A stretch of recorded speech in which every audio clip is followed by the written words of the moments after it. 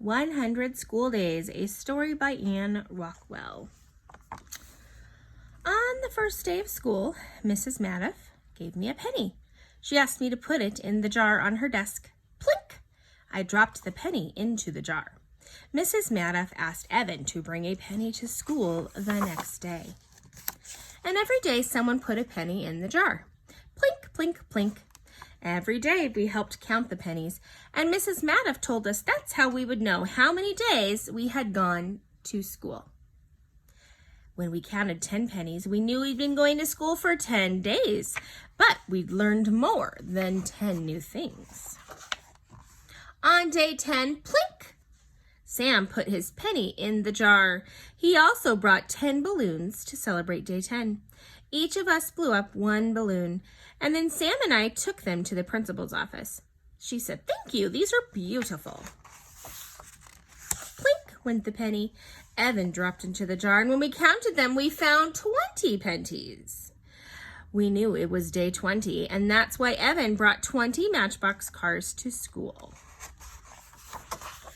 When day 30 came, Machiko dropped in her penny. It went plink when it landed on top of the pennies in the jar. She had collected 30 red, brown, and yellow leaves, and we taped them to the windows of our classroom to celebrate autumn.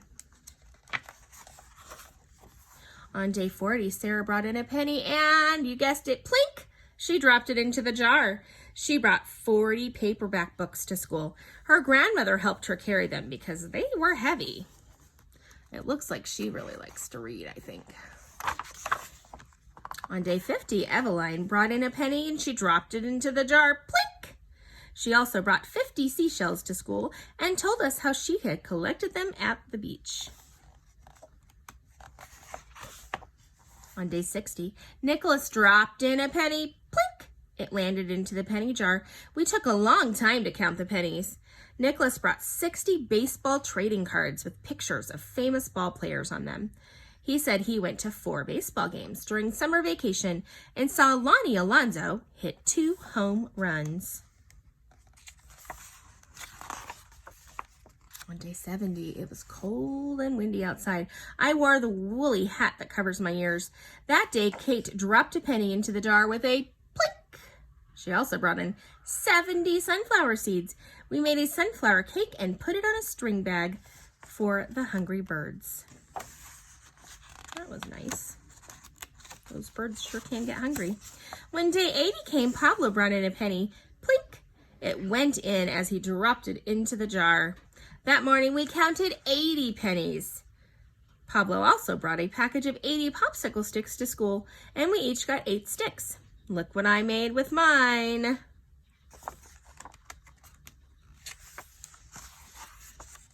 On day 90, Charlie brought in a penny. Plink! It went. The jar of pennies was almost full. Charlie brought in a puzzle with 90 pieces. He told me he'd already put the puzzle together, and it made a picture of a dinosaur. And then he took it apart again. Finally, the big day arrived. It was day 100. That day, I brought in a penny. Plink! The jar was full. So we counted 100 pennies. That meant we'd been going to school for 100 days. I brought in 100 jelly beans to celebrate day 100, and everyone brought a bag that held 100 of something good to eat.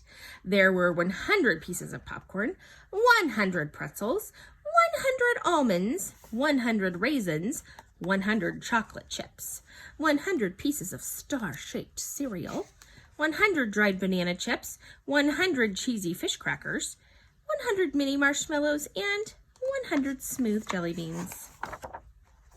We took turns passing the bowl of yummy treats to everyone in the cafeteria. It looks like they mixed it all together to make trail mix. It was day 100 at my school, and all the schools in the city where I live, now all these schools are going to send their jars of 100 pennies far away. They're sending the money to a town where the hurricane hit. The people who live in that town can buy something they need with all those pennies. I wonder what it will be. That was very nice of them to share their pennies. All right, there it is, 100 pennies, 100 days. The end.